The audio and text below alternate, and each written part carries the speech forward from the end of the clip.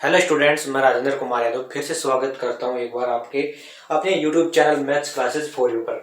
देखो, आज स्टार्ट करने वाले हम कौन सा लेक्चर, प्रश्नावली 11 स्टार्ट करने वाले हैं। 10 तक हमने कंप्लीट कर चुके हैं। अगर आपको प्रश्नावली के लेक्चर चाहिए तो प्लेलिस्ट पर ओपन करो, वहां पर सारे के सारे वीडियो अवेलेबल हैं, सभी को देखिए। और अगर किसी क्वेश्चन या एग्जाम्पल में आपको प्रॉब्लम आती है उसको कमेंट करो, उसका वीडियो सोल्यूशन हम फिर से करेंगे।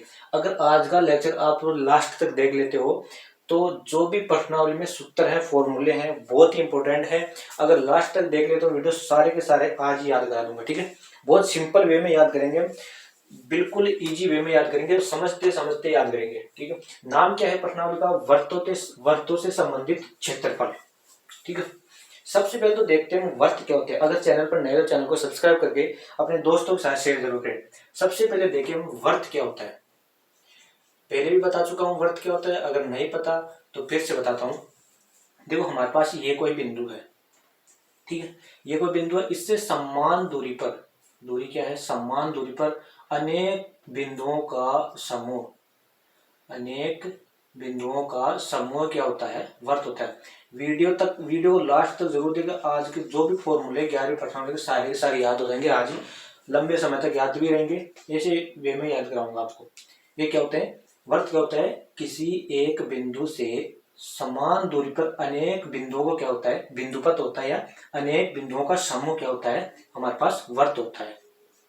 क्या होता है? वर्त होता है, ठीक है। आपको समझ में आ गया वर्त क्या होता है। अब देखो, ये बिंदु है, इससे इसी बिंदु की समान दूरी पर है, ये बिंदु भी समान दूरी पर है, ये बिंदु भी समान दूरी पर है, ये बिंदु भी समान दूरी पर। सभी बिंदुओं की दूरी क्या है? समान होती है। और जो ये बिंदु यहाँ से मिल रहा है उसको क्या बोलते हैं? हम त्रिज्या। क्या बोलते हैं उसको? त्रिज्या। इस दूरी को क्या बोलते हैं? त्रिज्या बोलते हैं, ठीक है। इसको आर से हम दर्शाते हैं। क्या बोलते हैं? इसको त्रिज्या बोलते हैं। ये हो गया हमारा क्या? वर्त। अब देखो परिधि। परिधि क्या होती है? दूसरा पॉइंट देखो, क्या परिधि। ये फर्स्ट पॉइंट हो गया। सेकंड पॉइंट क्या? परिधि क्या होती है? जो ये बिंदुओं से मिलकर अनेक बिंदु होते हैं यहाँ पर, और ये दूरी बन रही है, मतलब जो ये बाउंड्री बन रही है, उसको क्या बोलते हैं? हम परिधि बोलते हैं, ठीक है। और क्या होती है? लंबाई होती है। जो परिधि मतलब किसकी गणना में आती है?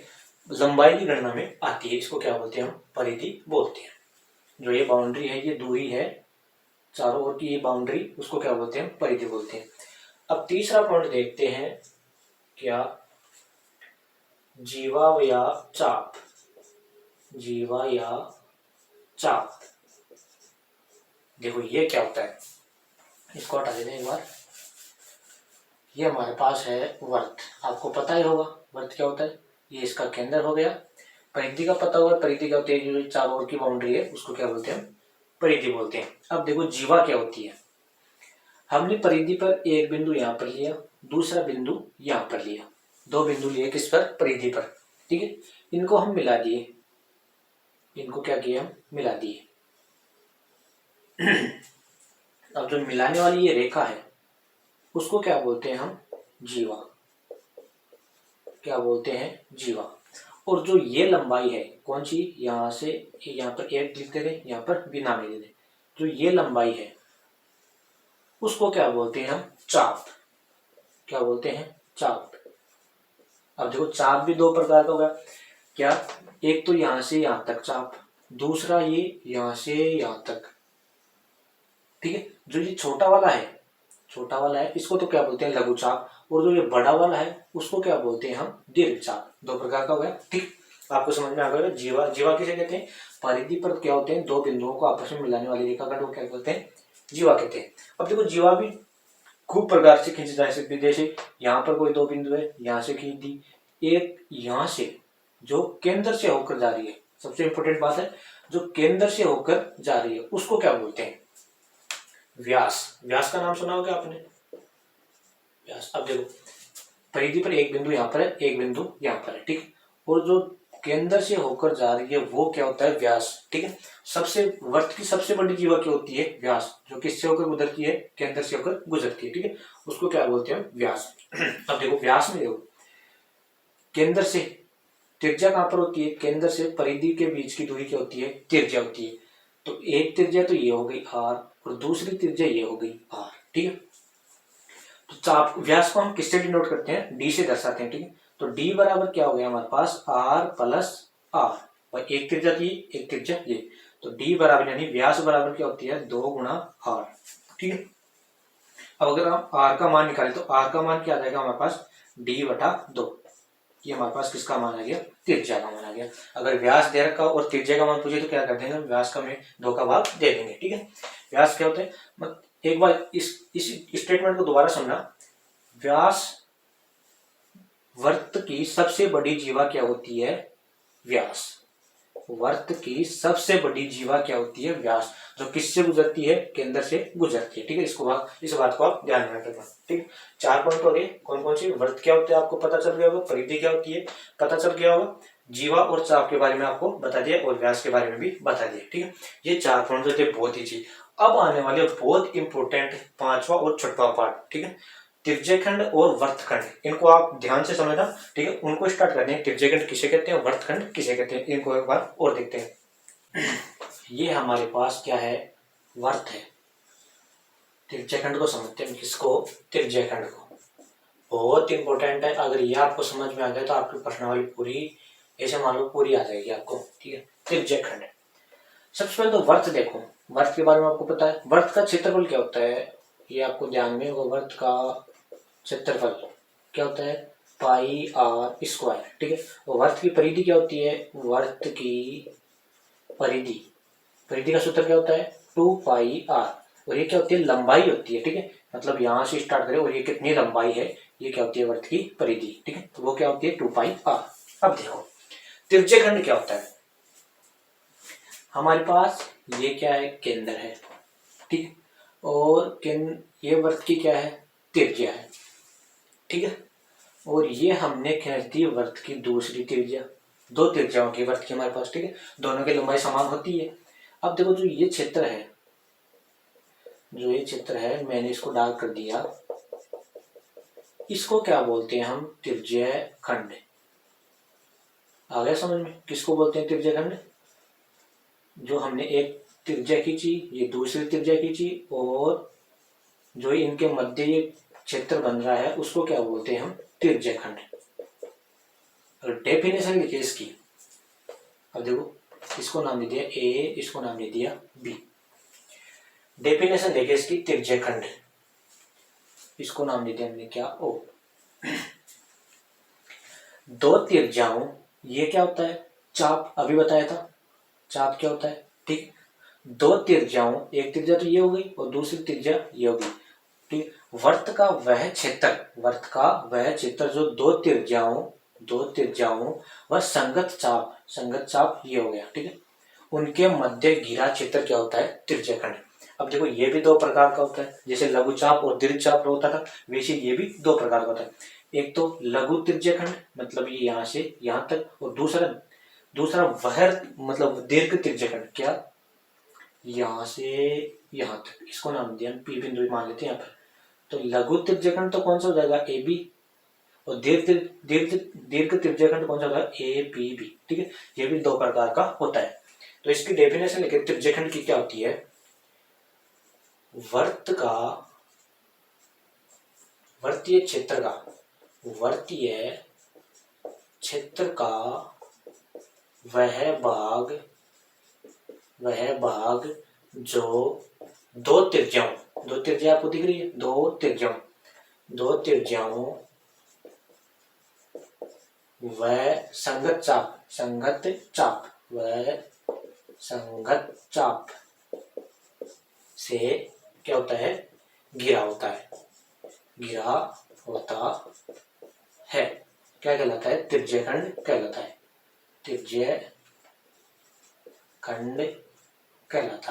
ठीक है। समझ में आ गई होगी परिभाषा। अब देखो कितने प्रकार का होता है, 2 प्रकार का। पहला कौन सा, लघु त्रिज्यखंड, और दूसरा कौन सा होता है, दीर्घ त्रिज्यखंड, ठीक है। ये हमारे पास 2 प्रकार का होता है। लघु तो कौन सा हो गया, ये यहाँ से यहाँ तक, ये जो हमने डार्क कर रहा, और दीर्घ कौन सा, जो व्हाइट वाला है, वो क्या हो जाएगा, दीर्घ त्रिज्यखंड। अब देखो इन दोनों त्रिज्याओं के मध्य कोई कोण बन रहा होगा, उसको नाम देते हैं हम क्या, थीटा। ठीक है, दोनों त्रिज्याओं के मध्य क्या कोण बन रहा है, जैसे यहाँ पर बनाते हैं इसको एक बार। ठीक है, इन दोनों त्रिज्याओं के मध्य क्या कोण बन रहा है, थीटा। अब आपको पता होगा कि सरल मतलब जो वर्त होता है, जैसे मान लो ये व्यास है, ठीक है, और अगर हम यहाँ से स्टार्ट करें और यहाँ पे लाके खत्म करें तो ये कितना कोण बनता है, 360 डिग्री। ठीक है, इसको हटा देते हैं, तो ये तो हमारे पास हो गया क्या, थीटा। तो ये जो बाकी का बच गया, ये केंद्र हो गया, ये त्रिज्या हो गया, इन दोनों के मध्य क्या है, थीटा। तो ये यहाँ से यहाँ तक बच गया, ये कितना हो जाएगा, 360 माइनस थीटा कोण। ठीक है, ये हमारे पास कोण हो गया। अब देखो लघु त्रिज्यखंड का क्षेत्रफल, लघु त्रिज्यखंड का क्षेत्रफल, लघु त्रिज्यखंड का क्षेत्रफल, इसी के आगे लिख रहा हूं मैं, क्षेत्रफल। इसको हटा देते हैं एक बार। लघु त्रिज्यखंड का क्षेत्रफल, सबसे पहले तो वर्त का क्षेत्रफल क्या होता है, पाई आर स्क्वायर, पता होगा आपको। ठीक है, क्या होता है, इसको ध्यान से देखना एक बार, यही काम में आएगा आपके क्वेश्चनों में। लघु त्रिज्यखंड का क्षेत्रफल क्या होता है, सबसे पहले आपको पता होगा लघु त्रिज्यखंड कौन सा है, ये है, इसमें कितना कोण बन रहा है, थीटा। अब देखो सबसे पहले हम क्या लिखेंगे, वर्त का क्षेत्रफल, क्षेत्रफल का बात हो रही है तो क्या लिखेंगे, वर्त का क्षेत्रफल क्या होता है, पाई आर स्क्वायर। ठीक है, लिख दिया, कोई प्रॉब्लम नहीं है। अब आगे देखो किसका, लघु वाले का चाहिए, लघु वाले में ठीक कोण कितना बन रहा है, थीटा। थीटा कितने में से, पूरा कितना है, 360, कितने में से, 360 में से। ये आपका किसका सूत्र हो गया, लघु त्रिज्यखंड का क्षेत्रफल। दोबारा से देखिए, सबसे पहले क्षेत्रफल की बात हो रही है तो हमने क्या किया, क्षेत्रफल लिख दिया किसका, वर्त का, पाई आर स्क्वायर। अब देखो लघु की बात हो रही है तो लघु वाले में कितना कोण बन रहा है, थीटा। कितना कोण बन रहा है, थीटा। कितने में से, पूरा कितना था, 360, तो कितने में से हमने बटा करके 360 डिग्री लिख दिया। ये हो गया हमारे पास क्या, लघु त्रिज्यखंड का क्षेत्रफल। अब देखो इसी के साथ लघु त्रिज्यखंड, त्रिज्यखंड के चाप की लंबाई, चाप की लंबाई, लंबाई, चाप की लंबाई यहां से यहां तक। अगर लंबाई की बात होती है तो लंबाई में क्या आती है, परिधि। शुरुआत में बताया था कि परिधि की गणना किसमें होती है, लंबाई में। ठीक है, लघु त्रिज्यखंड के चाप की लंबाई, चाप कहां से कहां तक, ये यही तो है चाप है। ठीक है, लघु त्रिज्यखंड के चाप की लंबाई क्या हो जाएगी, लघु चाप की लंबाई। सबसे पहले किसकी लगते हैं, लघु चाप की लंबाई, लघु चाप की लंबाई। ठीक है, छोटे वाले की, छोटे वाले की चाप की लंबाई, लंबाई मतलब परिधि की बात हो रही है। ठीक है, तो परिधि की बात हो रही है, यहाँ पर किसकी बात हो रही थी, क्षेत्रफल की, तो हमने क्षेत्रफल का सूत्र लिखा। अब किसकी बात हो रही है, लंबाई की, लंबाई की मतलब परिधि की, तो हम किसका सूत्र लिखेंगे, परिधि का, क्या, 2 पाई आर। ठीक है, अब देखो 2 पाई आर, कोण कितना बन रहा है, थीटा। कितने में से, 360 में से। दोबारा से देखो, लघु त्रिज्यखंड के लघु चाप की लंबाई, दीर्घ की हमने अभी तक बात नहीं की, न तो दीर्घ वर्तखंड, सॉरी दीर्घ त्रिज्यखंड की बात की, ना दीर्घ चाप की बात की, सिर्फ अभी हम कर रहे हैं लघु वाले की। किसकी बात कर रहे हैं, लघु वाले की। ठीक है, तो लघु त्रिज्यखंड का क्षेत्रफल तो आपने देख लिया, क्या क्षेत्रफल की बात हो रही थी तो पाई आर स्क्वायर। कितना कोण बन रहा था, थीटा। कितने में से, 360 में से। इसी प्रकार देखो त्रिज्यखंड के लघु चाप की, लघु त्रिज्यखंड के लघु चाप की। ठीक है, अभी हम इसकी बात करेंगे, लघु चाप की लंबाई क्या होती है, लंबाई की बात करें तो पाई आर, 2 पाई आर। कौन कितना बन रहा है, 3 थीटा। कितने में से, 360 में। ठीक है, ये हमारे पास क्या हो गया, लघु चाप की लंबाई होगी। अब देखो क्या, लघु त्रिज्य, इसका स्क्रीनशॉट ले लो फिर आगे समझते हैं। अब देखते हैं क्या, लघु त्रिज्यखंड के, इसका था लघु त्रिज्यखंड का क्षेत्रफल। अब देखते हैं क्या, दीर्घ त्रिज्यखंड का क्षेत्रफल। दीर्घ, लघु की बात होगी, अब देखते हैं कौन सा, ये दीर्घ। क्षेत्रफल की बात हो रही है तो वही क्या, वर्ग का क्षेत्रफल पाई आर स्क्वायर। ठीक है, अब देखो थीटा कितना बन रहा है, दीर्घ वाला लेना है आपकी बात, दीर्घ वाले में 360 माइनस थीटा बन रहा है। कितना, 360 माइनस थीटा। कितने में से, 360 में से, बात टोटल कितना था 360। तो ये किसका फॉर्मूला आ गया हमारे पास, दीर्घ त्रिज्य खंड का क्षेत्रफल, जो ये बच रहा है, जो ये यहाँ से यहाँ तक बच रहा है, उसका क्षेत्रफल हमने निकाल लिया। क्या है हमारे पास, क्षेत्रफल की बात हो रही है तो पाई आर स्क्वायर। थीटा कितना बन रहा था, अब टोटल कितना बनता है 360, 360 में से ये तो उठा देना है लघु वाला, तो ठीक है, कितना लघु वाला कितना था, थीटा था, ठीक है, कितने में से 360 में, तो ये हमारे पास क्या आ गया, दीर्घ त्रिज्य खंड का क्षेत्रफल आ गया। ठीक है, आ गया होगा समझ में। अब देखो क्या, दीर्घ चाप की लंबाई, दीर्घ चाप की लंबाई, दीर्घ चाप की लंबाई, ठीक, दीर्घ लंबाई, लंबाई की बात हो रही है तो क्या, परिधि वाला, ठीक है, 2πr आ गया होगा समझ में भाई। चाप की लंबाई, लंबाई मतलब लंबाई में क्या आती है, परिधि, ठीक है, तो 2πr।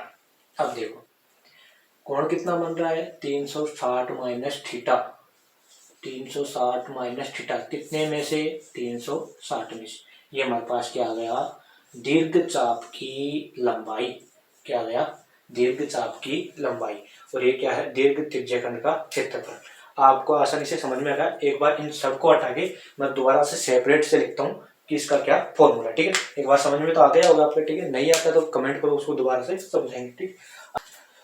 अब देखो लघु त्रिज्यखंड का क्षेत्रफल क्या देखा था हमने, क्षेत्रफल की बात हो रही तो वृत्त का क्षेत्रफल क्या होता है, पाई आर स्क्वायर, ठीक है, इनटू में थीटा कितना बनता है इसमें भाई, दो त्रिज्याओं के मध्य लघु वाले में थीटा बनता है, ठीक है, दो त्रिज्याओं के मध्य थीटा बटा कितने में से, 360 में से, ठीक है, आ गया समझ में। अब देखो दीर्घ त्रिज्यखंड का क्षेत्रफल, क्षेत्रफल की बात हो रही है तो पाई आर स्क्वायर, ठीक है, थीटा कितना होता है भाई 360 माइनस थीटा, ठीक है, कितना 360 माइनस थीटा कितने में से, 360 में से, याद हो गया होगा।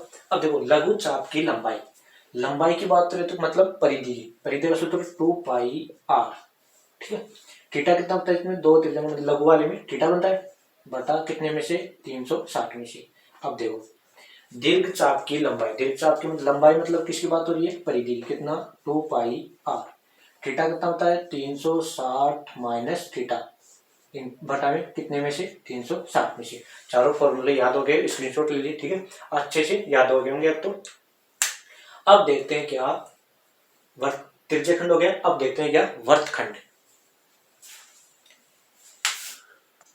देखो हमारे पास क्या आ गया, वर्तखंड। त्रिज्यखंड आपको समझ में आ गया होगा, फिर भी समझ में नहीं आता है कमेंट करो, उसको दोबारा से और भी अच्छे से समझाएंगे, वैसे तो कोई कमी नहीं छोड़ी, फिर भी आपको नहीं आता तो कमेंट करो, उसको और अच्छे से समझाएंगे। अब देखते हैं क्या वर्तखंड है। देखो वर्तखंड क्या होता है, वर्त बनाओ, सबसे पहले ये हमने क्या बना लिया, वर्त बना लिया, ठीक है, और ये हमारा क्या हो गया, केंद्र हो गया, यहाँ से ये त्रिज्या हो गई, दूसरी त्रिज्या ये हो गई, ठीक है।